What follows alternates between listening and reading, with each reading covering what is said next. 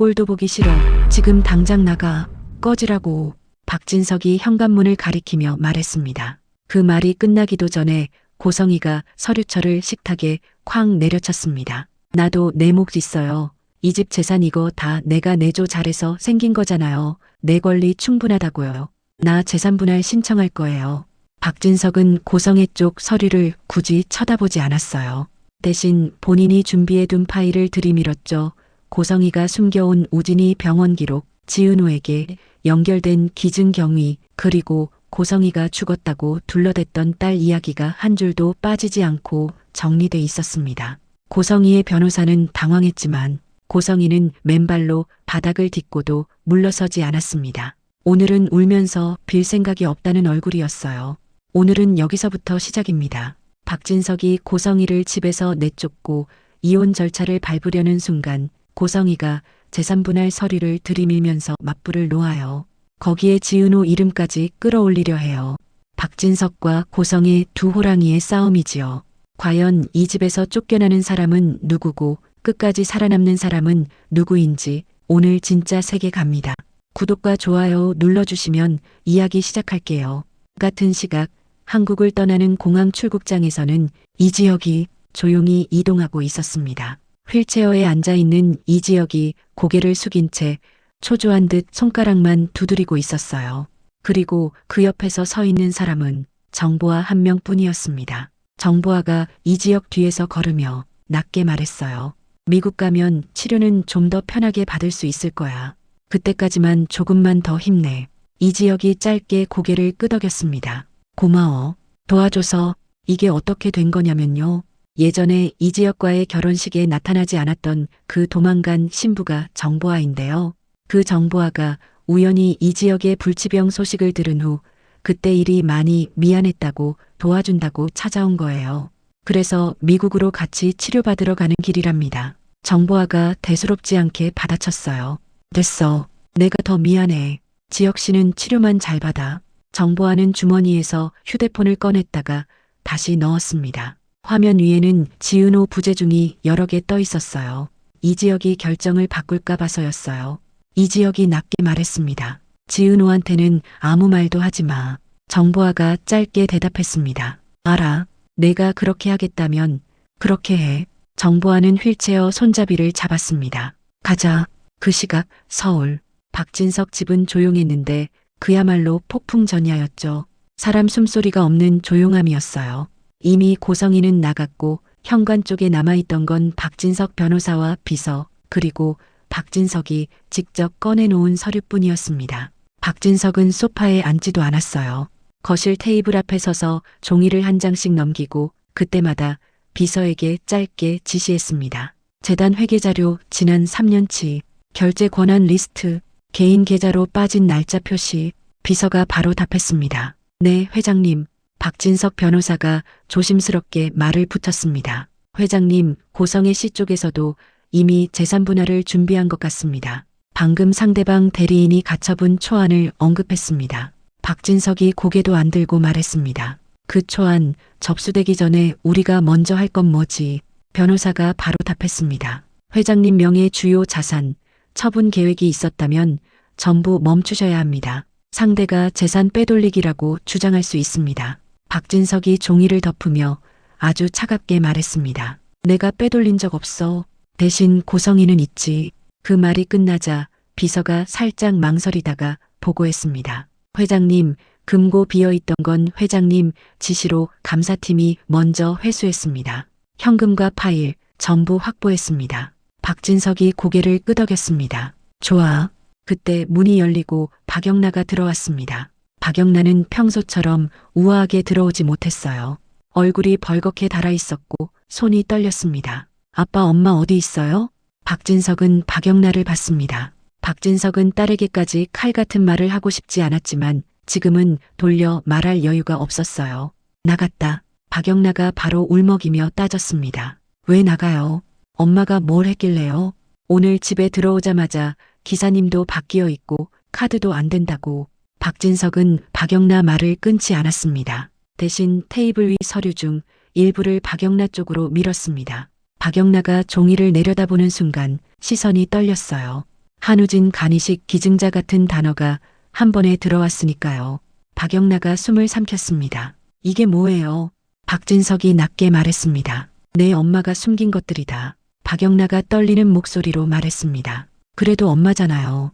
박진석이 박영나를 똑바로 봤습니다. 엄마여서 더 용서가 안 된다. 남의 딸을 끌어들였잖아. 박영나는 그 말의 무게를 다 못 받아냈어요. 박영나에게 지은호는 아직 엄마가 싫어하는 여자 정도였지 엄마가 숨긴 진실의 중심이 아니었습니다. 박진석은 비서에게만 지시했습니다. 박영나 카드, 생활비 수준으로만 살아. 한도 조정. 박영나가 울컥했습니다. 아빠, 저한테 벌 주는 거예요? 박진석이 고개를 저었습니다. 너를 보호하는 거다. 고성이가 내 이름으로 뭔가 하려고 할 수 있어. 박영나가 입술을 깨물었습니다. 박영나는 그 말에서 엄마가 나를 이용할 수도 있다를 처음 느꼈습니다. 그리고 그 순간 이지환이 떠올랐어요. 아무 말 없이 돌아서던 이지환. 그 뒤에 남은 건 오해뿐이었죠. 박영나는 휴대폰을 들고 이지환 번호를 눌렀습니다. 신호음이 한참 갔는데도 받지 않았어요. 박영나는 문자를 보냈습니다. 어디야? 나 지금 진짜 혼자야. 문자를 보내고도 손이 떨렸습니다. 박영나는 이 집이 더 이상 내 집 같지 않았거든요. 마이너스 같은 시간 박성재는 사무실에서 혼자 앉아 있었어요. 책상 위에는 서류가 아니라 컵라면 뚜껑이 놓여 있었습니다. 먹지도 못하고 그냥 올려뒀어요. 박성재는 휴대폰을 들었다 내려놓았다를 반복했습니다. 이수빈에게 연락해야 하는데 지금 연락하면 또 더 엉킬 것 같아서요. 그때 이지혁에게서 메시지가 왔습니다. 공항, 정보화랑 이동 중. 박성재는 숨을 내쉬었습니다. 그 짧은 문장이 박성재에게는 아직 살아있다로 읽혔어요. 박성재가 바로 정보화에게 전화를 걸었습니다. 정보화는 한참 뒤에 받았습니다. 배경에 공항 안내 방송이 섞여 있었어요. 박성재가 짧게 물었습니다. 정보화, 지혁이 상태 어때? 정보화가 짧게 답했습니다. 좋진 않아. 이동만 끝내고 다시 연락할게. 박성재가 다급하게 물었습니다. 지은호는? 정보화가 숨을 한번 고르고 말했습니다. 왔어. 근데 울면서 매달리는 타입이 아니라서 더 걱정된다. 머리로만 참고 넘기는 타입이야. 박성재는 미간을 찌푸렸습니다. 그게 왜? 정보화가 딱 잘라 말했습니다. 나중에 한 번에 무너져. 전화가 끊겼고 박성재는 의자에 깊게 기대었습니다. 박성재는 지금 동시에 두 사람을 붙잡고 있는 느낌이었어요. 이지혁 심장, 그리고 박진석 집안 폭발. 그때 박진석에게서 문자가 왔습니다. 지금 들어와. 박성재는 자리에서 일어나면서도 마음속으로는 이미 알았습니다. 오늘은 박진석이 칼을 들었다는 걸요. 마이너스. 고성이는 호텔방에 들어오자마자 신발부터 벗어던졌습니다. 맨발로 쫓겨난 장면을 일부러 만들었는데 발바닥이 진짜로 얼얼했어요. 고성이는 그 얼얼함을 분노로 바꿨습니다. 그리고 바로 변호사에게 말했습니다. 접수해요. 오늘 밤 안에. 변호사가 고개를 끄덕이며 서류를 펼쳤습니다. 재산분할 청구, 가처분 신청. 다만 회장님이 이미 주요 계좌를 막았을 가능성이 있습니다. 고성이가 차갑게 웃었습니다. 계좌가 막히면 뭐해요? 박진석은 돈보다 체면이 먼저예요. 변호사가 조심스럽게 물었습니다. 체면을 건드리는 카드가 있으십니까? 고성이는 서랍을 열어 작은 USB 하나를 꺼냈습니다. 그리고 휴대폰을 꺼내어 녹음 파일 목록을 보여줬어요. 이거요. 변호사가 눈을 크게 떴습니다. 이건 고성이가 낮게 말했습니다. 박진석이 재단 관련해서 돈 흐름을 직접 지시한 음성. 몇 년 전이에요. 그때는 내가 박진석을 도우려고 녹음했어요. 문제가 생기면 회장님이 몰랐다고 말할 수 있게 만들려고. 변호사가 입술을 굳게 다물었습니다. 이걸 공개하면 회장님뿐 아니라 고성이가 바로 끊었습니다. 내가 안전해지려면 협상판을 먼저 만들어야 해요. 박진석이 나를 사람 취급 안 하고 내보낸 장면, 그걸 부당하게 쫓겨난 아내로 바꿔서 협상 테이블로 끌어오는 거예요. 변호사가 물었습니다. 조건은요? 고성이가 손가락을 하나씩 접으며 말했습니다. 재산분할, 재단 영향력 일부, 그리고 박영나 보호. 박영나는 내 손에서 놓지 않아요. 변호사가 잠깐 망설이다가 다시 물었습니다. 박성재 부사장님은요? 고성이가 미소를 지었습니다. 따뜻한 미소는 아니었어요. 박성재는 죄책감이 있어요. 내가 키웠다는 말이 통할 때가 있어요.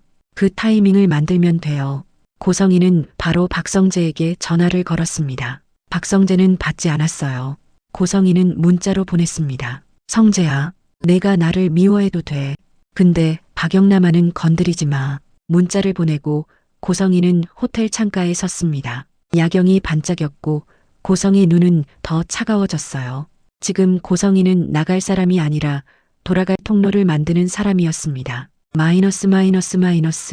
박진석 서재. 박성재가 들어오자 박진석은 말없이 서류를 넘겼습니다. 박성재는 앉지도 못하고 서서 테이블 위를 봤어요. 그리고 한 줄을 봤습니다. 기증자 지은호. 박성재가 숨을 삼켰습니다. 아버지, 이거 확실해요? 박진석이 고개를 끄덕였습니다. 병원 기록이다. 박성재는 순간적으로 고성이 얼굴이 떠올랐어요.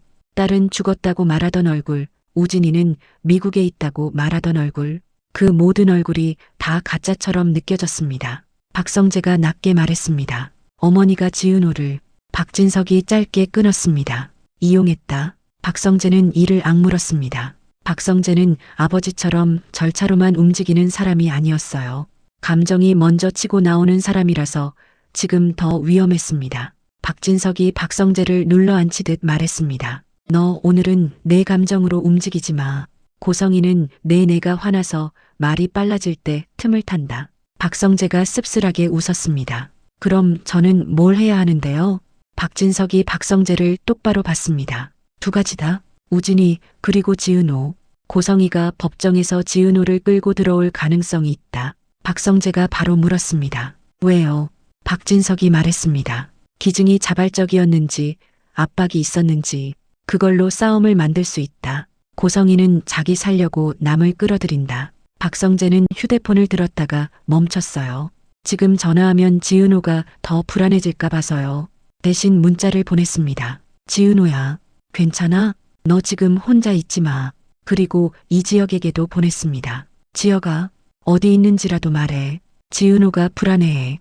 박성재는 스스로도 웃겼습니다. 한꺼번에 너무 많은 일이 밀려왔고 하나라도 놓치면 누군가가 크게 다칠 것 같았거든요. 마이너스. 며칠 뒤 인천공항이 아니라 해외 병원 복도는 조용했고 그 조용함이 공항과는 달랐습니다. 안내방송도 없고 사람들 발걸음도 낮아서 기계음이 더 크게 들리는 느낌이었어요. 이지혁은 침대에 누워 있었고 정보하는 의사와 통역 사이에서 말을 빠르게 정리했습니다. 보호자 서류에 적힌 이름도 정보하였고 국내 연락처도 정보화가 먼저 적었습니다. 이지혁이 그렇게 해달라고 했기 때문입니다. 의사가 마지막으로 확인하듯 말했습니다. 오늘 밤처럼 통증이 반복되면 바로 응급 대응을 해야 합니다. 근본적인 치료는 심장 이식입니다. 정보화가 통역을 듣고 이지혁에게 짧게 옮겼습니다. 지혁 씨, 오늘 밤도 위험할 수 있대. 이식 말고는 답 없고. 이지혁은 눈을 감았다 떴습니다. 말이 나오지 않는 표정이었어요. 의사가 나가자 정보화가 서류를 접으며 이지혁을 봤습니다. 지은호한테는 언제 말할 거야? 이지혁이 고개를 저었습니다. 안 해. 정보화가 바로 받아쳤습니다. 안 하는 게 아니라 내가 일부러 끊는 거지. 지은호가 전화하면 내 심장 더 뛰잖아. 그래서 겁나는 거지. 이지혁이 낮게 말했습니다. 내가 겁나서 끊는 게 아니야. 그 애까지 끌려오면 끝이야. 정보화가 한숨을 내쉬었습니다. 지은호가 내 옆에 붙어서 무너질까 봐서 끊는 거라면 적어도 왜는 남겨. 너 지금 아무 설명 없이 차갑게 밀어내고 있어. 이지혁이 잠깐 입술을 떼었다가 다시 닫았습니다. 그 침묵이 말하면 마음이 약해진다는 고백 같았어요. 정보화가 휴대폰을 꺼내 국내 번호를 눌렀습니다. 박성재였습니다. 나야. 지혁 씨 해외 병원에 있어. 맥박 수치가 들쭉날쭉해서 검사 계속하고 있고 오늘 밤도 조심해야 해. 박성재 목소리가 바짝 굳었습니다. 지은호한테는? 정보화가 단호하게 말했습니다. 지혁 씨가 지금은 말하지 말라고 했어. 내가 먼저 막아. 고성이가 증인 같은 말로 지은호 끌고 들어오려는 순간 그 애부터 다친다. 정보화는 전화를 끊고 이지혁에게 다시 말했습니다. 지혁 씨, 내가 지은호를 밀어내는 동안 고성이는 빈틈을 찾는다. 내 병 숨기는 것보다 지은호 이름이 법원 서류에 찍히는 게 더 빨리 올 수도 있어. 이지혁이 눈을 감은 채 아주 작게 말했습니다. 그래서 더 빨리 끝내야 해. 마이너스 마이너스 마이너스. 서울에서는 고성희가 속도를 올렸습니다. 고성희는 일부러 기자 한 명에게 흘렸습니다. 직접 만나지 않았어요. 흔적이 남으면 위험하니까요. 대신 짧은 제보 형태였어요. 박진석 회장이 아내를 맨발로 내쫓았대요. 기자는 자극적인 단어에 반응할 겁니다. 고성희는 그걸 알고 있었어요. 고성희는 진실로만 싸우지 않습니다. 그럴듯한 그림을 먼저 세웁니다. 소문이 퍼지기 시작하자 박진석 쪽도 움직였습니다. 박진석은 홍보팀을 불러 가정사 관련 기사 대응은 무대응이라고 못 박았습니다. 대신 법무팀에게는 다른 지시를 내렸어요. 가처분 먼저 걸어. 재단 문서 반출 금지. 계좌 추적도 같이. 박진석은 고성희가 원하는 무대에 올라가지 않았습니다. 박진석은 고성희가 싫어하는 무대로 끌고 갔어요. 법원, 서류, 숫자. 고성희는 그 소식을 듣자마자 변호사에게 물었습니다. 박진석이 먼저 가처분 들어갔죠? 변호사가 답했습니다. 네. 재단 문서 반출 금지, 계좌 일부 동결. 고성희가 이를 악물었습니다. 좋아요. 그럼 나도 더 크게 들어가요. 혼인 중 형성 재산 목록 최대치로. 그리고 박성재 양육 기여도도. 변호사가 물었습니다. 박성재 부사장님을 증인으로 세우는 방향도 가능할까요? 고성희가 고개를 저었습니다. 증인석이 앉히면 더 멀어져요. 대신 박성재가 스스로 움직이게 해야 해요. 고성희는 다시 박성재에게 문자를 보냈습니다. 성재야, 아빠가 지금 박영락까지 줘요. 영락아 먼저 무너질 수 있어. 고성희는 그 문장을 보내면서도 속으로 계산했습니다. 박성재는 동생에 약합니다. 특히 박영락. 마이너스 마이너스 마이너스. 박영락은 그날 밤 이지환을 결국 만났습니다. 집 밖으로 나왔고 한강 쪽으로 걸었습니다. 한강 바람이 차가웠고 박영락 손끝이 얼어붙었습니다. 그때 뒤에서 익숙한 발소리가 들렸어요. 박영락가 돌아보니 이지환이 서 있었습니다. 이지환은 예전처럼 편하게 웃지 못했어요. 얼굴이 굳어 있었습니다. 박영락가 울컥하며 말했습니다. 왜 이제 와요? 그날 그냥 가버리면 내가 어떻게 생각하는지 알잖아요. 이지환이 짧게 대답했습니다. 미안. 박영락가 바로 쏘아붙였습니다. 그 말로 끝낼 거면 오지 마요. 이지환이 한숨을 내쉬고 박영락을 똑바로 봤습니다. 나 내 옆에 있으면 내가 판단을 늦출까봐 빠졌어. 지금 내 집안에서 터진 일 그 한복판에 내가 있어. 거기서 내가 감정으로 움직이면 너부터 맞아. 박영락가 이해가 안 된다는 표정으로 물었습니다. 내가 왜 맞아? 이지환이 낮게 말했습니다. 내 엄마도 내 아빠도 각자 자기 방식으로 너를 끌어당길 거야. 그 사이에서 내가 제일 먼저 상처난다. 박영락가 입술을 떨었습니다. 그래서 말도 없이 갔어요? 이지환이 고개를 끄덕였습니다. 말하면 내가 잡았을 거고 잡히면 나도 마음이 약해져. 그러면 판단이 늦어져. 박영락가 작은 목소리로 말했습니다. 나 지금 집이 아니에요. 이지환이 박영락 앞에 한 걸음 다가섰습니다. 오늘 어디서 잘 거야? 박영락가 대답을 못하자 이지환이 짧게 말했습니다. 내가 방 잡아. 너 혼자 있으면 고성희가 연락해서 휘두를 거고 박진석도 널 조용히 시키려 할 거야. 너 그거 다 받으면 숨 막혀. 박영락가 작은 목소리로 물었습니다. 너는 나랑 같이 있어줄 거야?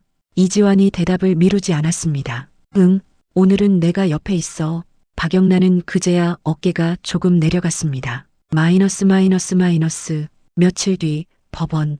고성희는 검은 코트를 입고 들어갔습니다. 맨발로 쫓겨난 여자가 아니라 싸우러 온 사람처럼 보이게.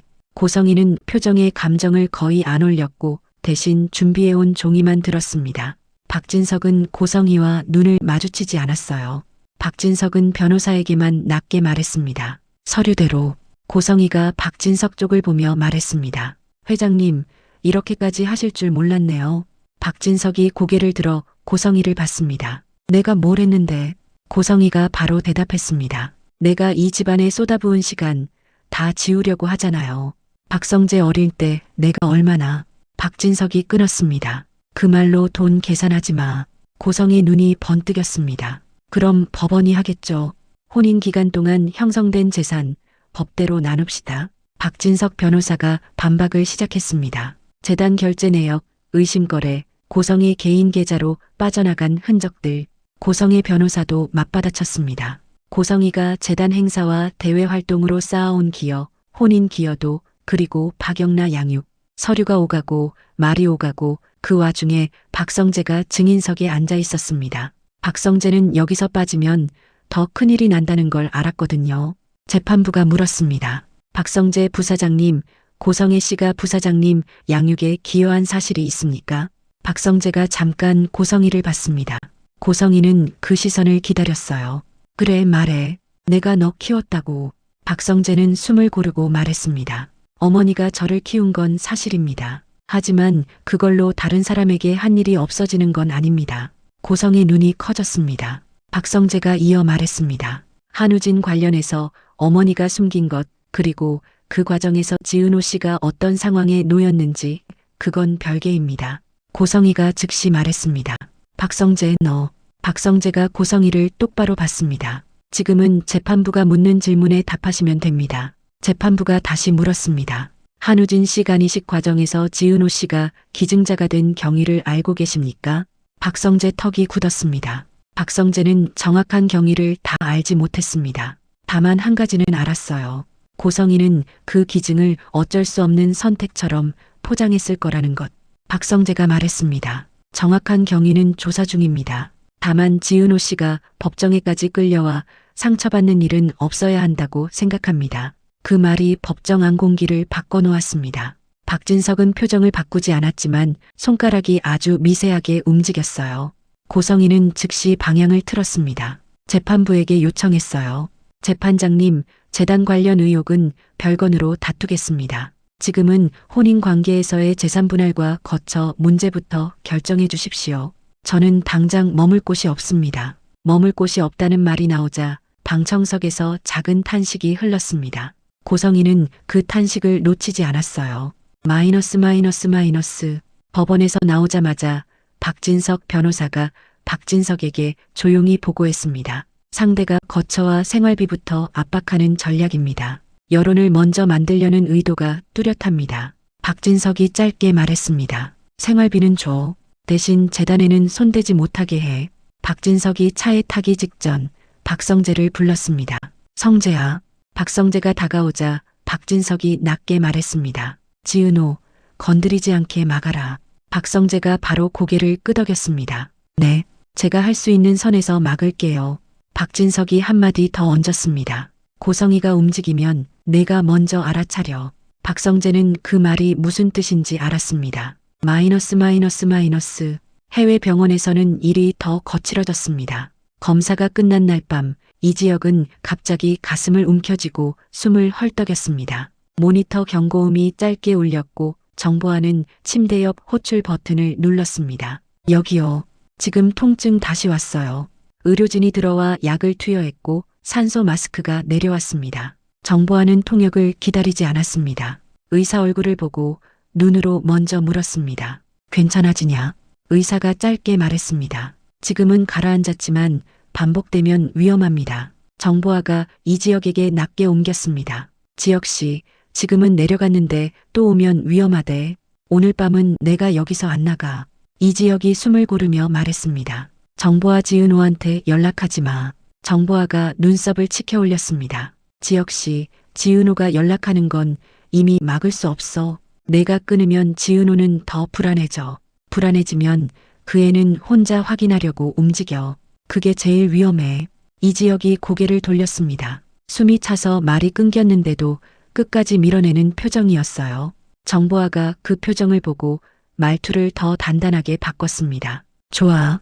그럼 내가 박성재한테 얘기해. 지은호한테는 지금은 숨기더라도 고성희가 지은호를 끌어들이는 건 오늘부터 막아야 해. 정보화는 바로 박성재에게 전화를 걸었습니다. 성재야, 지혁씨 방금 또 발작처럼 왔어. 지금은 안정됐는데 오늘 밤은 계속 지켜봐야 해.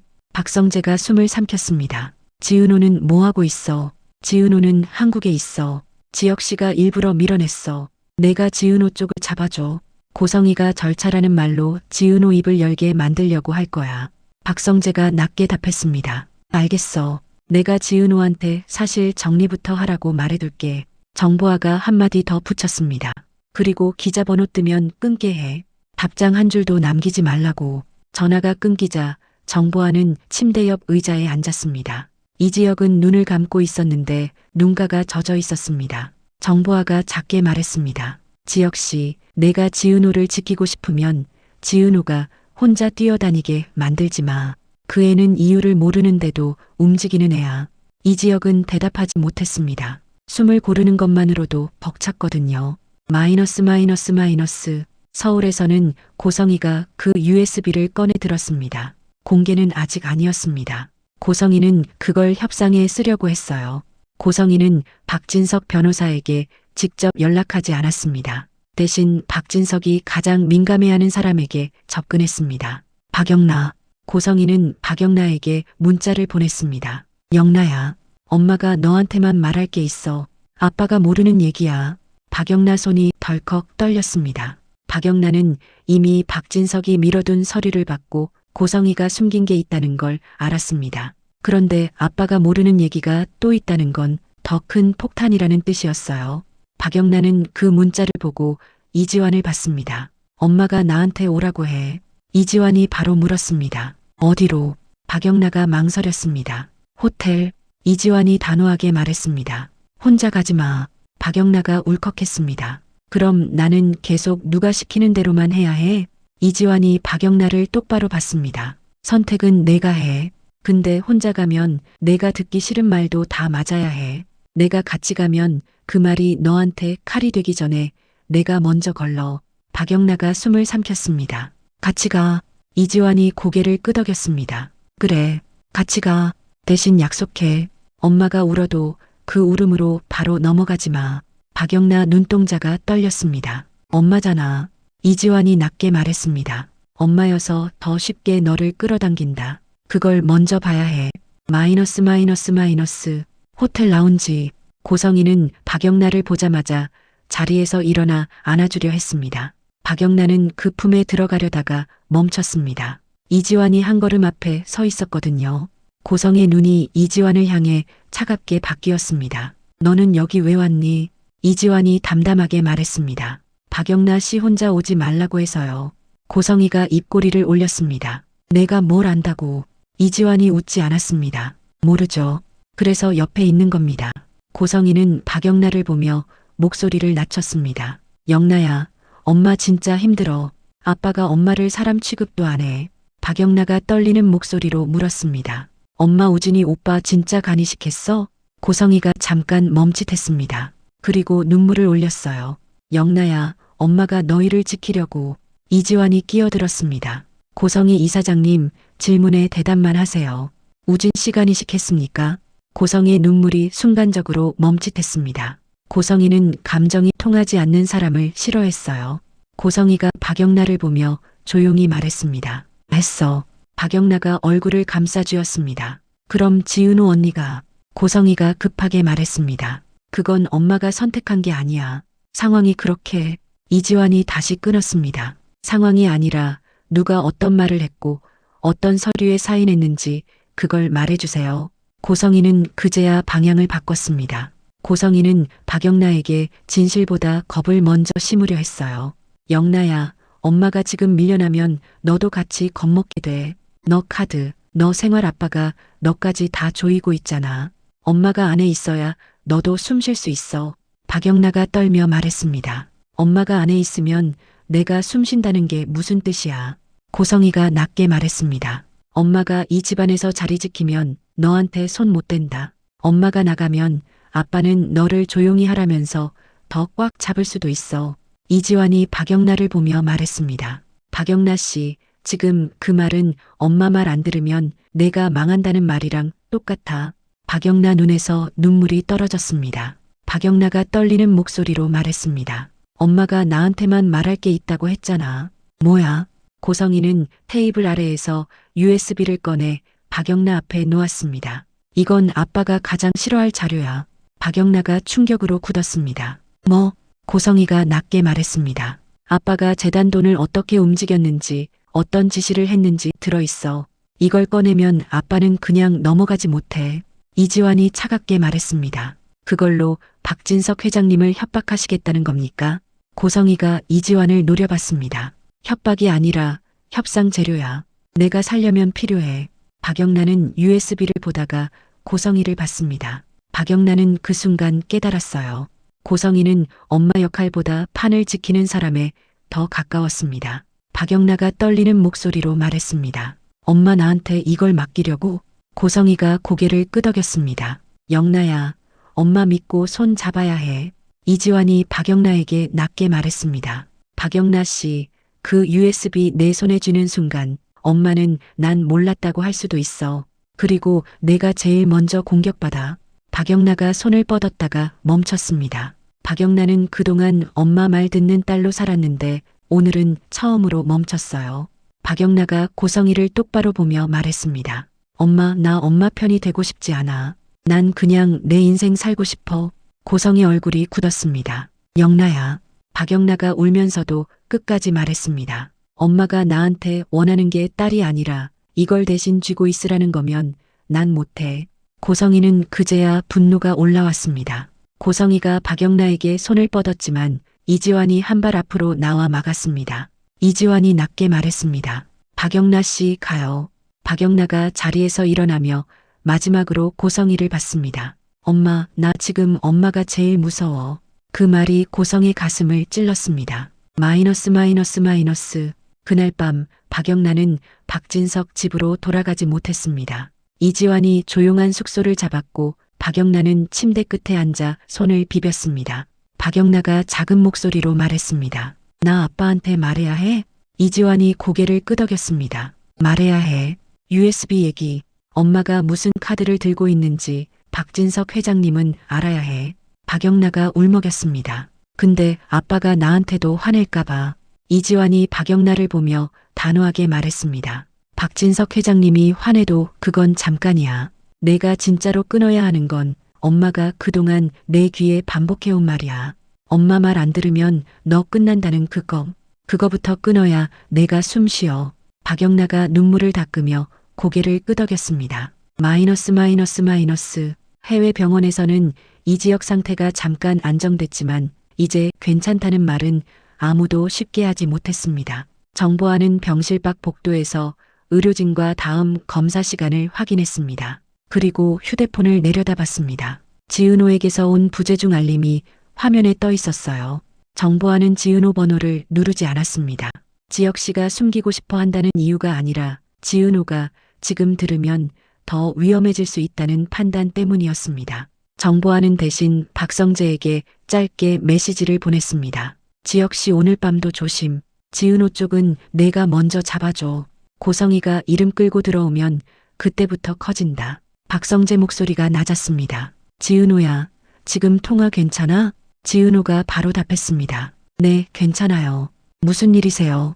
박성재가 숨을 한번 고르고 말했습니다. 고성희가 법원에서 너 얘기 꺼낼 수도 있어.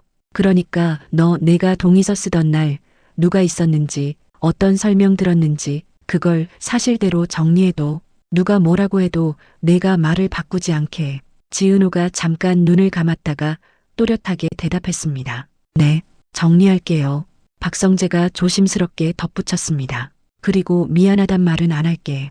대신 약속할게. 너를 법정 한복판에 혼자 세우지 않게 할게. 지은호가 조용히 말했습니다. 감사합니다. 박성재가 잠깐 침묵하다가 물었습니다. 지혁이는 괜찮아? 지은호가 이지혁을 봤습니다. 이지혁은 눈을 감고 있었지만 지은호 쪽으로 손이 살짝 움직였습니다. 지은호가 낮게 말했습니다. 지금은 버텨요. 박성재가 숨을 길게 내쉬었습니다. 그래, 그 말이면 됐다. 서울에서는 싸움의 방향이 더 선명해졌습니다. 박진석은 고성희에게 법대로 끝내자는 쪽으로 문서를 쌓고 있고 고성희는 그 문서 더미를 피하지 못하자 USB를 거래의 도구로 만들려 합니다. 박성재는 고성희가 아무 말이나 던지지 못하게 입을 막는 대신 지은호가 끌려 들어올 구멍이 어디인지 먼저 찾아 막으려 하고요. 박영란은 엄마가 자기 이름을 방패로 쓰려 했다는 걸 확인한 뒤부터 아빠에게 숨기지 않기로 마음을 정리합니다.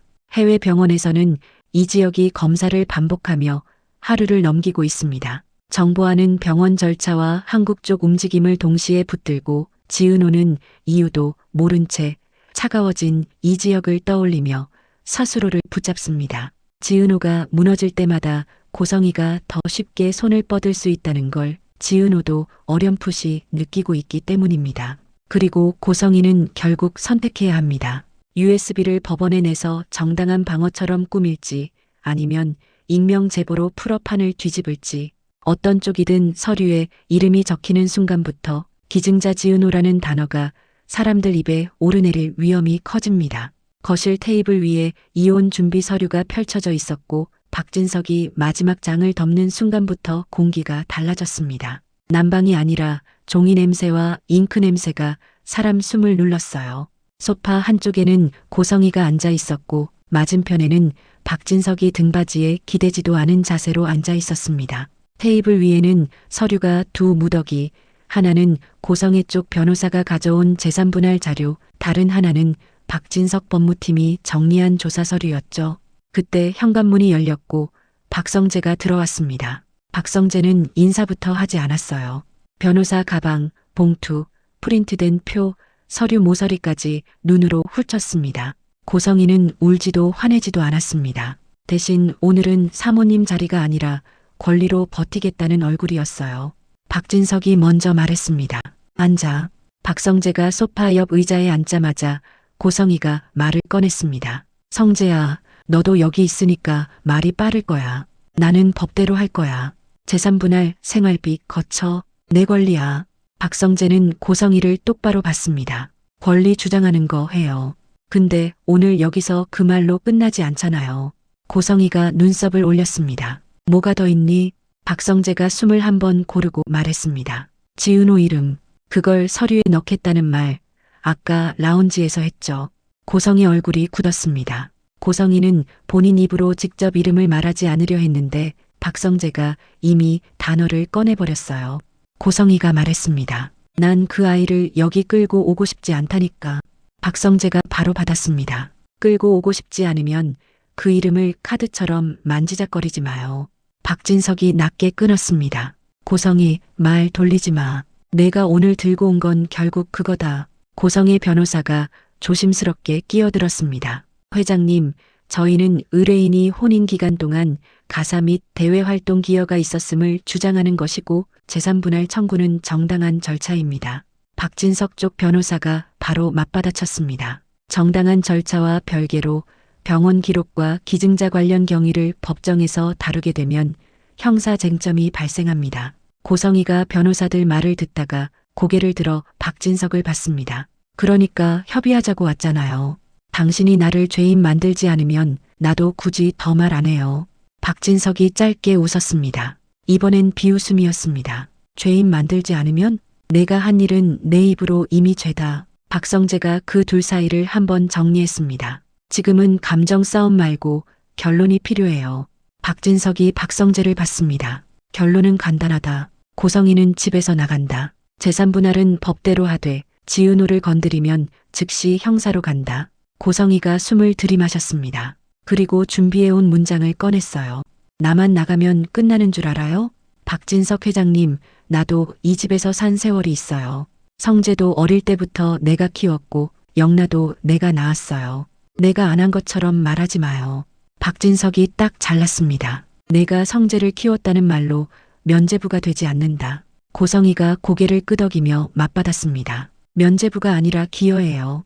당신이 원하는 건 내가 혼자 벌인 일로 만들고 당신은 아무 책임도 없는 사람처럼 서는 거죠. 그런데 당신도 그때 알고 있었잖아요. 우진이 문제. 박진석 눈빛이 차가워졌습니다. 그 단어를 다시 꺼내면 고성이가 말을 끊지 않았습니다. 고성이는 가방에서 봉투를 꺼내 테이블에 올려놓았습니다. 종이 한 장이었습니다. 오래된 메모처럼 보였고 아래쪽에는 박진석 서명이 있었습니다. 고성이가 말했습니다. 당신이 결혼 초기에 나한테 쓴 문장이에요. 우진이는 내 가족으로 책임진다. 이 문장으로 당신도 이 집안 안으로 우진이를 받아들인 거예요. 나 혼자 만든 일이 아니라는 증거죠. 박성재는 그 종이를 보자마자 표정이 굳었습니다. 박성재는 저 문장이 갖는 의미를 바로 알았어요. 지금 저 종이가 법원에서 효력을 갖느냐보다 사람들이 저 문장을 어떻게 보도하느냐가 더 위험했습니다. 박성재가 낮게 말했습니다. 어머니, 그 종이로 아버지를 몰아붙이면 그 다음은 언론이에요. 아버지랑 어머니 둘 다 망가져요. 고성이가 박성재를 똑바로 봤습니다. 그래서 내가 협의하자는 거야. 내가 원하는 건 단순해. 나를 빈손으로 내쫓지 마. 법대로 합리적으로 사람답게. 박진석이 종이를 한 번도 손대지 않고 말했습니다. 사람답게라는 단어를 내가 쓰지 마. 거실 문 쪽에서 발소리가 들렸습니다. 박영나가 들어왔어요. 눈이 붓고 얼굴은 마른 상태였는데 들어오는 걸음은 흔들리지 않았습니다. 박영나가 소파 옆에 서자 고성이가 바로 말했습니다. 영나야, 너는 들어오지 마. 어른들 얘기야. 박영나가 고성이를 봤습니다. 엄마가 어른 얘기할 자격 있어요? 그 한마디에 거실이 잠깐 멎었습니다. 고성의 눈이 커졌고 박진석은 숨을 아주 작게 내쉬었어요. 박진석은 박영나에게 고개를 끄덕였습니다. 말해도 된다는 신호였죠. 박영나가 손에 쥔 휴대폰을 테이블 위에 올려놓았습니다. 엄마가 저한테 이거 들고 있으라고 했어요. 아빠가 싫어할 자료라고요. 제가 이걸 들고 있으면 아빠가 엄마를 못 내친다고 했어요. 고성이가 자리에서 벌떡 일어나려다가 변호사가 손으로 살짝 막았습니다. 고성이는 앉은 채로 목소리만 올렸어요. 영나야, 너 지금 무슨 말을? 박영나가 끊었습니다. 엄마가 했던 말 그대로예요. 그리고 엄마는 제 손을 잡고 엄마 편 들어야 안전하다고 했어요. 고성이 얼굴이 하얗게 질렸습니다. 박성재가 고개를 숙인 채 짧게 웃음을 흘렸어요. 웃어서가 아니라 이 장면이 너무 정확히 고성의 스타일이라서요. 박진석이 아주 낮게 말했습니다. 내가 내 딸까지 이용했구나. 고성이가 이를 악물었습니다. 난 이용한 게 아니야. 지키려고 한 거야. 박영나가 단호하게 말했습니다. 엄마는 저를 지킨 게 아니라 엄마를 지키려고 저를 앞에 세운 거예요. 박진석이 박영나에게 물었습니다. 그 자료 어디 있지? 박영나가 휴대폰을 한 번 더 밀었습니다. 엄마가 보여주기만 했어요. 그리고 들고 있어야 한다고만 했어요. 제가 안 된다고 했더니 엄마가 화냈고요. 박진석이 고성애 쪽 변호사를 봤습니다. 이제 됐지. 당신 의뢰인 말로는 협의라더니 딸까지 끌고 들어오네. 고성이가 박진석을 똑바로 보고 말했습니다. 그럼 당신은요? 당신은 깨끗해요? 당신도 우진이 받아들이겠다고 서명했잖아요. 박진석은 그 순간 고성이를 향해 소리를 지르지 않았습니다. 대신 박진석은 가장 차가운 방식으로 움직였습니다. 비서가 바로 나왔습니다. 네, 회장님. 박진석이 말했습니다. 고성의 개인 물품, 오늘 안에 정리해서 별채로 옮겨. 집 본체 출입은 오늘부로 제한한다. 변호사랑 협의는 내 법무팀이 한다. 고성이가 자리에서 일어나며 소리쳤습니다. 박진석, 당신이 날 이렇게 내쫓으면 나도 가만히 안 있어요. 박진석이 고성이를 바라보며 딱 한 문장만 던졌습니다. 내가 가만히 못 있는 이유가 뭔지 법원에서 말해봐. 고성이는 그 말에 멈칫했습니다. 법원이라는 단어는 박진석에게서 나오면 협박이 아니라 실행이었거든요. 박성재가 그 틈에 고성이에게 낮게 말했습니다. 어머니, 오늘은 여기서 멈춰요. 더 가면 진짜로 돌아오기 힘들어져요. 고성이가 박성재를 노려봤습니다. 너도 결국 내 아버지 편이구나. 박성재가 눈을 피하지 않았습니다. 편이 아니에요. 저는 사람이 더 다치는 쪽을 막는 거예요. 고성이는 잠깐 말을 잃었습니다. 고성이는 박성재가 엄마라는 말로 끌려오지 않는다는 걸 오늘 확실히 봤어요. 박성재는 죄책감으로 움직이지 않았습니다. 고성이가 뿌리는 단어를 그대로 삼키지 않았어요. 그때 박성재 휴대폰이 울렸습니다. 정보화였습니다. 박성재는 바로 받았고 정보화는 숨도 고르지 않고 말했습니다. 성재야, 의사가 말했어. 오늘 밤 안에 대기 명단 등록 결정해야 해. 지혁씨가 서명해야 하고 지금 상태면 내일로 미루는 것도 위험할 수 있대. 박성재가 눈을 감았다 떴습니다. 알겠어. 내가 지금. 정보화가 끊었습니다. 지금 집이든 뭐든 상관없어. 지혁씨가 지금 혼자 결정을 못해. 내가 와야 해. 박성재는 거실을 한 번 더 바라봤습니다. 고성이는 이미 표정이 달라져 있었고 박진석은 딸과 아들을 사이에 두고 정리를 끝내려는 얼굴이었어요. 박성재는 여기서 더 오래 있을 수 없었습니다. 박성재가 박진석에게 말했습니다. 아버지, 저 지금 병원 쪽으로 가야 합니다. 급해요. 박진석이 박성재 눈을 봤습니다. 이지혁. 박성재가 짧게 고개를 끄덕였습니다. 박진석이 낮게 말했습니다. 대신 여기 거는 내가 끝낸다. 박성재가 자리에서 일어났고 박영나가 박성재를 붙잡지 않았습니다. 박영나는 이미 알았습니다. 지금 박성재가 나가야 하는 이유가 회사가 아니라 사람이라는 걸요. 박성재가 현관에서 신발을 신다가 박영나에게 짧게 말했습니다. 영나야, 모르는 번호 오면 받지 마. 엄마 쪽 사람들도 포함해서. 박영나가 고개를 끄덕였습니다. 알겠어요. 박성재는 문을 열고 나갔습니다. 거실에 남은 고성이는 한 번 더 박진석을 노려보더니 변호사에게 낮게 말했습니다. 가처분 신청 준비해. 그리고 그 제보 더 세게. 변호사가 얼굴을 굳혔습니다. 지금 더 세게 가면 의뢰인에게 역풍이. 고성이가 잘났습니다. 역풍이 와도 지금은 멈추면 안 돼. 멈추면 끝이야.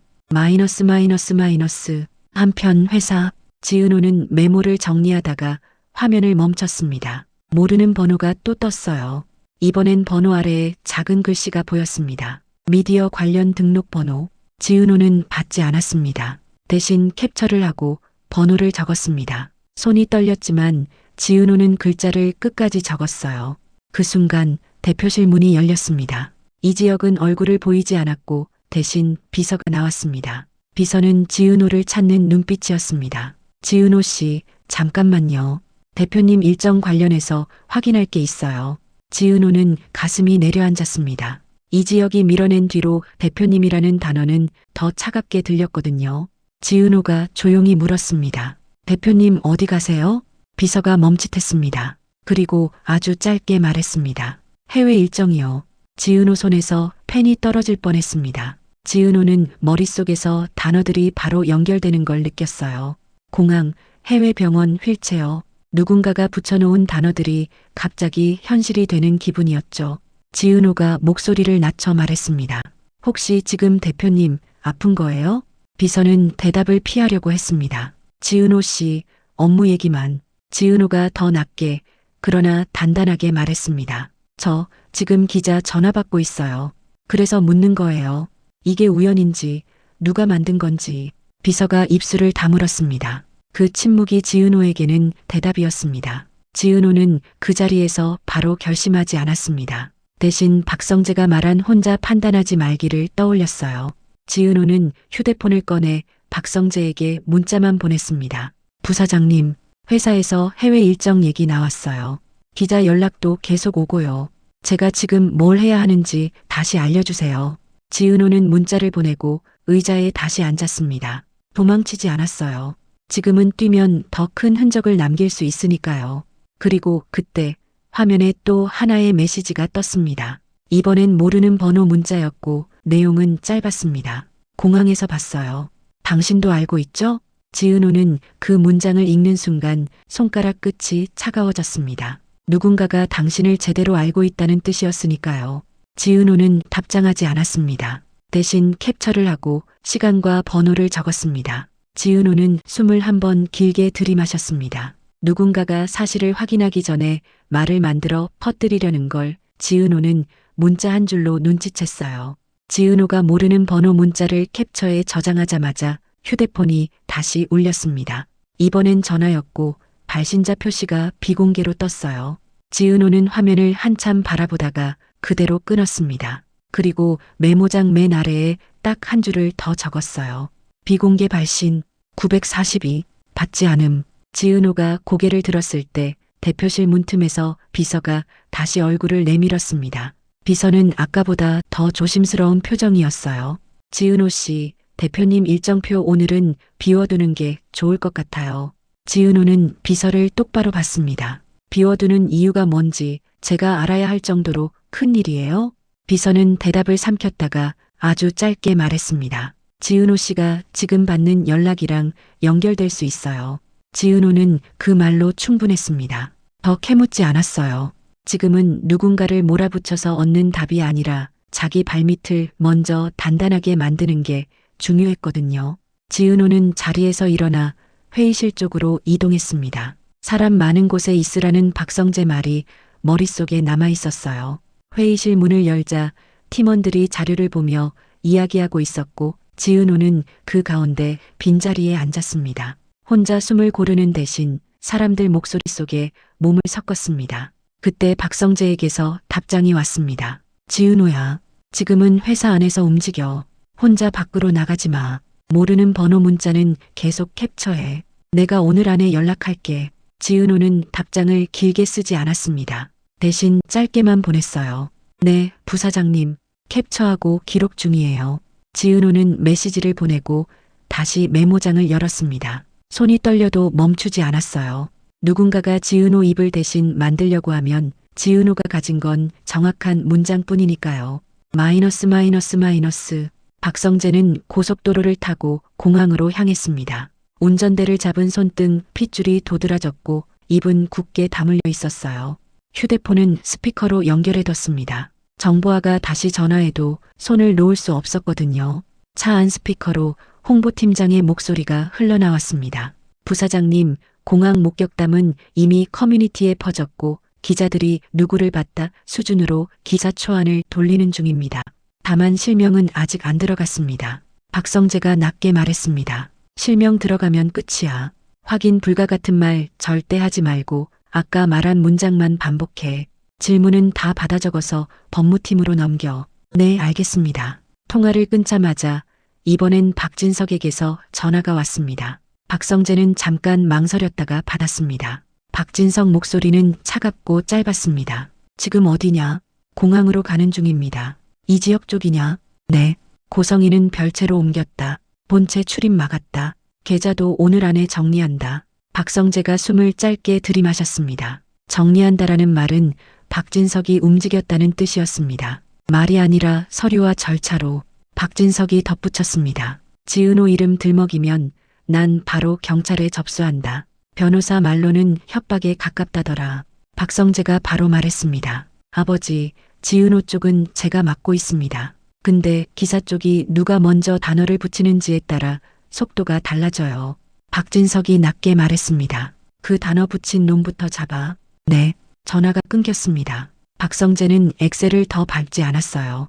대신 속도를 유지했습니다. 빠르게 달린다고 해결되는 문제가 아니라 한 번에 정확히 치워야 하는 문제였거든요. 마이너스. 해외 병원. 정보하는 병실 앞에서 서류를 들고 있었습니다. 의료진이 내민 종이는 길지 않았어요. 대기 명단 등록과 응급 상황 시 연락망, 그리고 서명.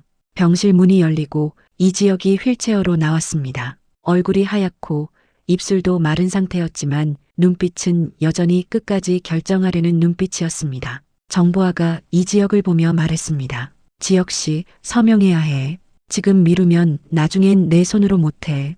이 지역이 종이를 내려다봤습니다. 나 혼자 해도 돼. 정보아가 바로 잘랐습니다. 너 지금 손 떨리잖아. 혼자 한다는 소리 하지 마. 이 지역이 입을 열려는 순간 복도 끝에서 박성재가 뛰어들어왔습니다. 코트도 제대로 벗지 못한 채 숨을 몰아쉬고 있었고 얼굴이 굳어 있었습니다.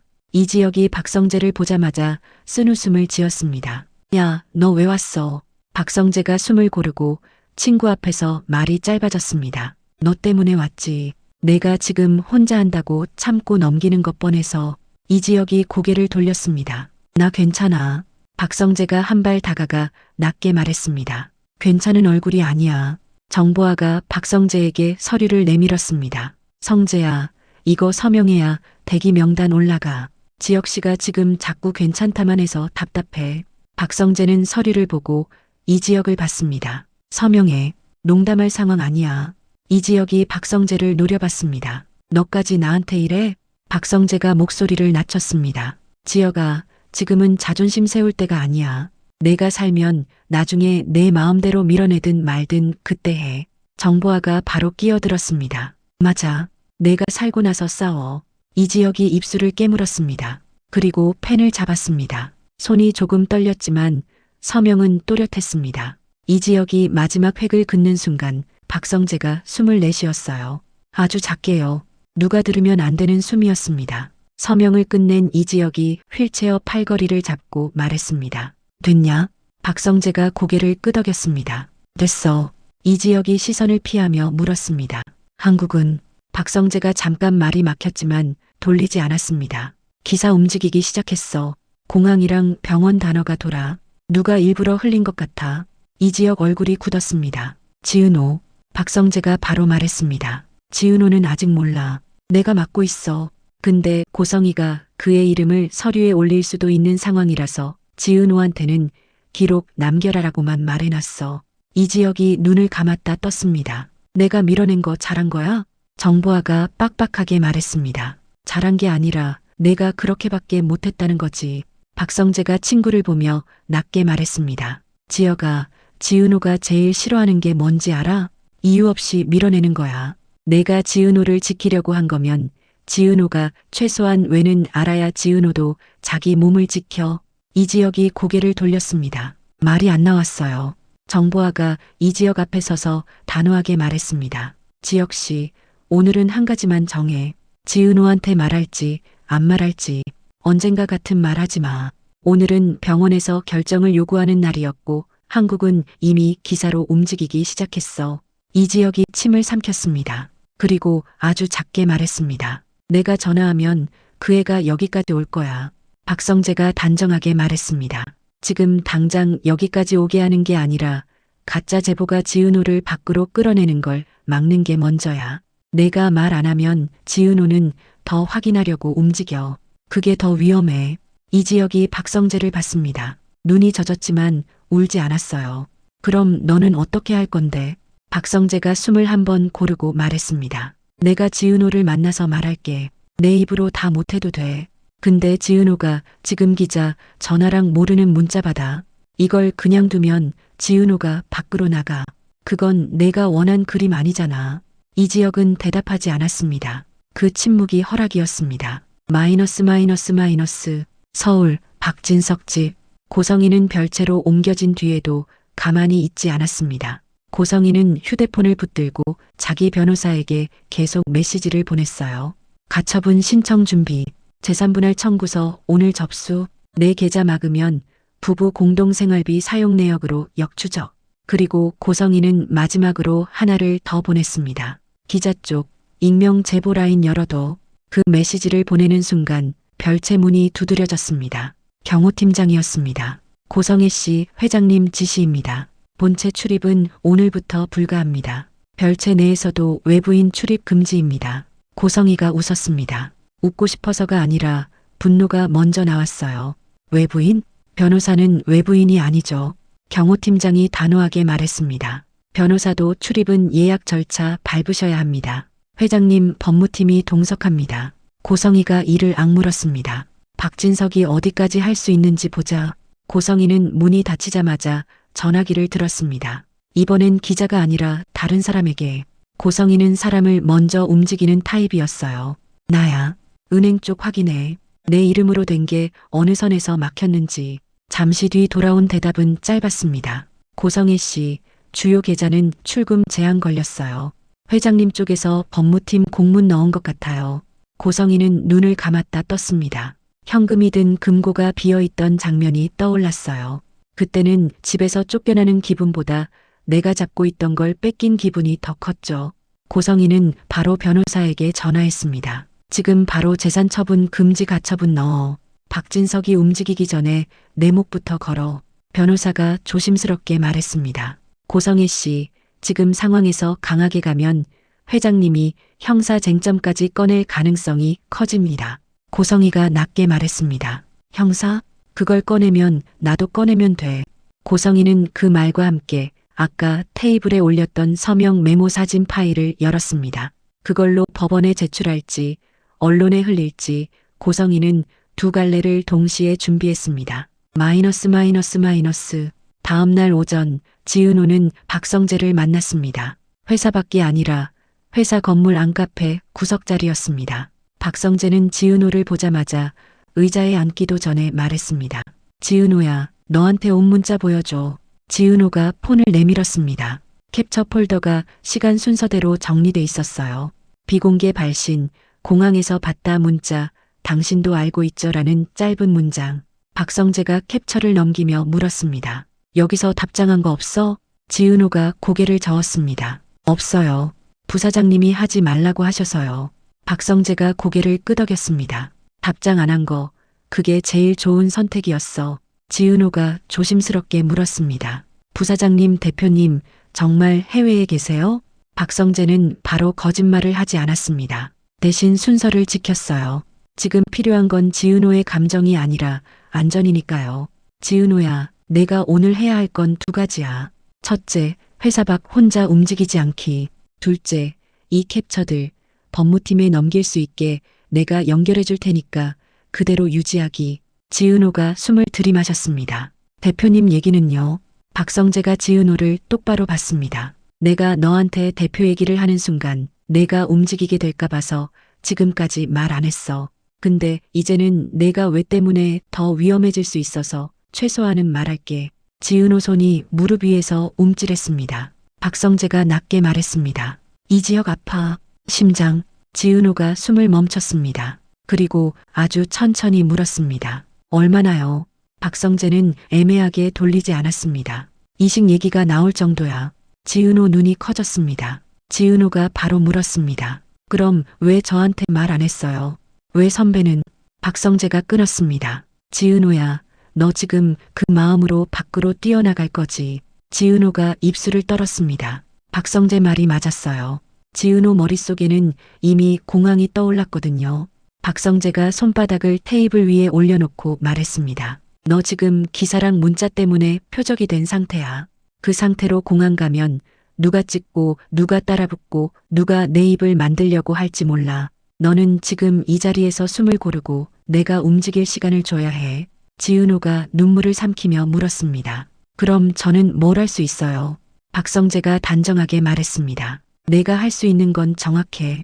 내 기록을 지키는 것, 내 몸을 지키는 것, 그리고 내가 혼자 움직이지 않는 것. 내가 오늘 안에 이 지역 쪽과 연결해서 내가 안전하게 얘기할 수 있는 타이밍을 만들게. 지은호는 고개를 끄덕였지만 얼굴은 하얗게 질려 있었어요. 지은호가 한마디 했습니다. 부사장님, 선배가 저를 밀어낸 이유 저 때문이에요? 박성재가 조용히 답했습니다. 너 때문이 아니라 너를 지키려는 방식이 그 사람답게 서툰 거야. 지은호가 입술을 깨물었습니다. 저는 그 방식이 제일 아파요. 박성재가 고개를 끄덕였습니다. 알아. 그래서 이 지역이 너한테 직접 말하게 만들 거야. 내가 대신 설명하면 너는 더 화나. 마이너스. 그날 오후 박진석 법무팀은 경찰서에 접수했습니다. 접수 내용은 단순했습니다. 익명 제보로 인한 협박성 연락과 명예훼손 우려, 그리고 기증자 관련 개인정보 유출 가능성. 박진석은 감정적으로 화난 남편처럼 움직이지 않았어요. 서류로, 절차로 범위를 딱 정해서 움직였습니다. 경찰이 묻자 박진석 쪽 변호사가 답했습니다. 지금은 수사 요청입니다. 발신자 번호 추적, 유출 경로 확인, 그리고 피해자 보호 조치가 필요합니다. 특히 지은호 씨는 외부인이기 때문에 회사와 가정 문제가 동시에 얽힐 소지가 있어요. 경찰은 고개를 끄덕였습니다. 자료 제출해 주시면 바로 착수하겠습니다. 같은 날 고성희는 법원에 재산분할 청구를 접수했고 임시처분도 준비했습니다. 고성희는 속도가 빨랐어요. 그런데 박진석은 고성희보다 느리지 않았습니다. 박진석은 이미 고성희의 계좌 흐름, 현금 이동, USB의 편집 흔적, 그리고 딸 박영나에게 했던 말까지 정리해두고 있었어요.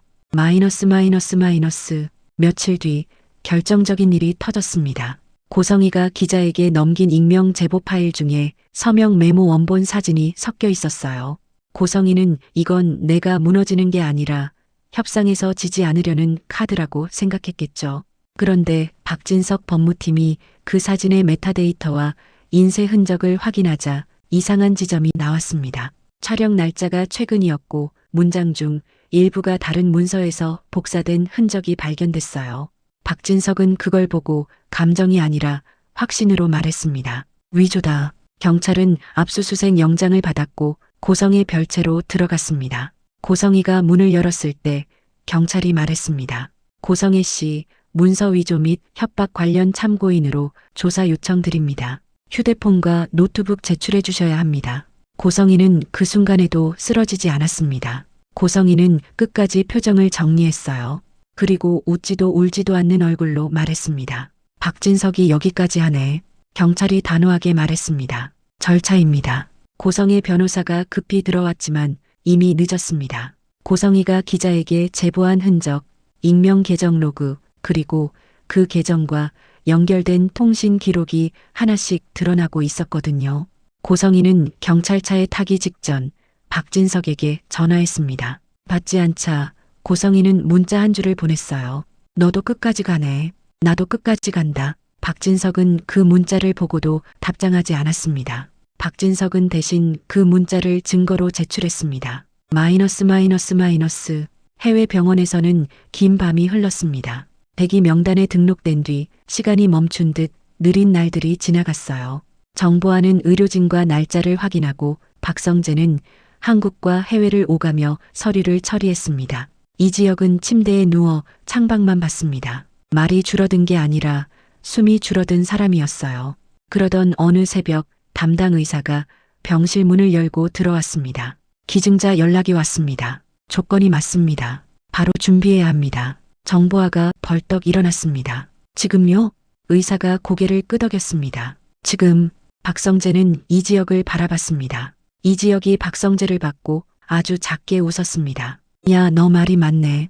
박성재가 씁쓸하게 웃었습니다. 그러니까 살아. 수술 준비가 시작됐고 이지혁은 침대에서 이동 침대로 옮겨졌습니다. 그 과정에서 이지혁이 정보아를 불렀습니다. 정보아. 왜? 지은호. 정보아가 이지혁 얼굴을 가까이 봤습니다. 말해. 지금은 말할 수 있는 시간이야. 이지혁이 숨을 들이마시고 힘겹게 말했습니다. 그 애한테 내가 도망간 거 아니라고. 정보아가 고개를 끄덕였습니다. 내가 성재 통해서 말할게. 너는 수술 끝내고 직접 말해. 내 목소리로. 이지혁이 눈을 감았다 떴습니다. 그리고 마지막으로 박성재를 봤습니다. 성재야. 왜? 지은호 울리게 하지 마. 박성재가 고개를 끄덕였습니다. 안 울리려고 내가 여기 있는 거야. 마이너스. 수술이 끝난 날 밤 박성재 휴대폰에 메시지가 왔습니다. 정보아였습니다. 수술 끝. 지금은 중환자실. 의사가 잘 넘어갔다고 했어. 박성재는 그 메시지를 보는 순간 주먹을 꽉 쥐었다가 풀었습니다. 그제야 숨이 들어왔어요. 박성재는 지은호에게 전화했습니다. 지은호는 한 번에 받았습니다. 부사장님. 박성재 목소리가 잠겼습니다. 지은호야. 이지혁 수술 들어갔고 끝났어. 잘 됐대. 지은호가 숨을 크게 들이마셨습니다. 그리고 아무 말도 못했어요. 한참 뒤에야 겨우 말이 나왔습니다. 선배가 살았어요? 박성재가 단정하게 말했습니다. 살 거야. 지금은 회복하는 시간이고 너는 그 시간에 내 몸부터 지켜야 해. 지은호가 목소리를 떨며 말했습니다. 저 선배한테 한마디도 못했는데요. 박성재가 조용히 답했습니다. 할 수 있어. 근데 지금은 내가 안전한 자리에서 내가 무너지지 않는 상태로 해야 해. 마이너스.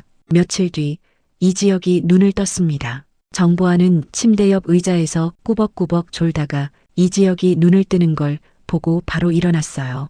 야, 너 눈 떴네. 이지혁이 목이 말라서 입술을 움직였습니다. 물. 정보아가 빨대로 물을 먹여주며 말했습니다. 살아났으니까 이제 해야 할 말도 있지? 이지혁이 눈을 감았다 떴습니다. 지은호. 정보아가 고개를 끄덕였습니다. 성재가 말해놨어. 내가 수술했다는 것도. 근데 내가 직접 해야 해. 내가 밀어낸 이유. 마이너스. 그 사이 한국에서는 안전이 말로만 돌아다니지 않게 만들어야 했습니다. 회사 법무팀은 지은호가 캡처해둔 문자와 비공개 발신 기록을 경찰에 제출했고 경찰은 통신사에 발신자 추적을 요청했습니다. 박진석 법무팀은 별도로 지은호에게 연락하거나 접근하려는 시도 자체가 문제라는 점을 정리해 임시 조치를 신청했어요. 며칠 뒤 고성애 측 변호사 사무실로 공식 통지가 들어갔습니다. 지은호에게 직접 연락하거나 제3자를 통해 전달하는 방식도 모두 금지된다는 내용이었습니다. 지은호는 그 통지서를 받는 자리에서도 크게 소리내지 않았습니다. 대신 날짜와 발신 기관, 담당자 이름을 메모장에 적었어요. 박성재는 그 모습을 보고 짧게 말했습니다. 이제는 내가 혼자 증거를 쥐고 있을 필요 없어. 절차가 돌아가니까. 지은호는 고개를 끄덕였지만 얼굴이 쉽게 풀리진 않았습니다. 그래도 한 가지는 분명해졌어요. 누가 문자로 몰아가도 지은호가 밖으로 끌려나가도록 놔두지 않는 장치가 생겼다는 것. 일주일 뒤 지은호는 해외 병원으로 갔습니다. 혼자 가지 않았어요. 박성재가 같이 갔고 정보아가 병원 입구에서 기다렸습니다. 지은호는 마스크를 썼고 모자는 깊게 눌렀습니다. 기자가 따라붙을 틈을 박성재가 미리 잘라냈어요. 병실 문 앞에서 지은호는 손을 떨었습니다. 박성재가 낮게 말했습니다. 들어가. 여기까지 왔으면 내 말 해야지. 지은호가 고개를 끄덕였습니다. 그리고 문을 열었습니다. 침대 위에 이지혁은 얼굴이 많이 가라앉아 있었고 가슴 쪽에는 수술 흔적이 남아 있었습니다. 지은호가 그걸 보는 순간 눈물이 쏟아질 뻔했어요. 지은호는 이를 악물고 목소리를 붙잡았습니다. 선배.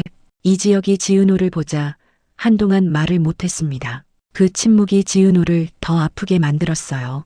지은호가 낮게 말했습니다. 선배, 왜 그랬어요? 왜 저를 그렇게 밀어냈어요?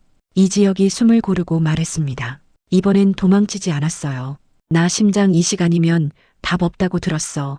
그날부터 내가 나한테 가까이 오면 내 인생이 내 병원 냄새로 가득 찰까봐 겁났어. 지은호 눈물이 고였습니다. 그럼 말했어야죠. 제가 선택할 수 있게 해줬어야죠. 마이너스. 병원에서 퇴원 날짜가 잡히던 날 이지혁은 병실 창가에 서서 바깥을 봤습니다. 예전 같았으면 회사부터 떠올렸을 텐데 그날은 지은호 얼굴이 먼저 떠올랐어요. 이지혁이 지은호에게 말했습니다. 나 다시 시작해도 되냐? 지은호가 대답했습니다. 선배, 시작은 이미 했어요. 선배가 살아있는 순간부터요. 정보아가 박성재 옆에 서서 말했습니다. 오늘로 끝난 거야? 박성재가 고개를 저었습니다. 아니, 재산분할 소장도 들어갔고 고성이가 흘린 제보 라인도 수사로 넘어갔어. 남은 건 법원에서 정리될 거야. 정보아가 한숨을 내쉬었습니다. 그래도 오늘은 한 곱이 넘겼다. 지혁 씨 수술은 들어갔고 지은호도 지금은 밖으로 끌려나가지 않게 막았잖아. 박성재가 조용히 말했다가 잠깐 웃었습니다. 야, 너한테 칭찬 듣네. 정보아가 눈을 흘겼습니다. 칭찬 아니야. 사실이야. 박성재는 창밖을 봤습니다. 공항 불빛이 아니라 병원 앞 가로등 불빛이었습니다. 그 불빛 아래에서 누군가는 다시 숨을 쉬고 있었습니다. 오늘 이야기 여기서 마칠게요. 구독과 좋아요는 영상을 만드는데 큰 힘이 됩니다. 감사합니다.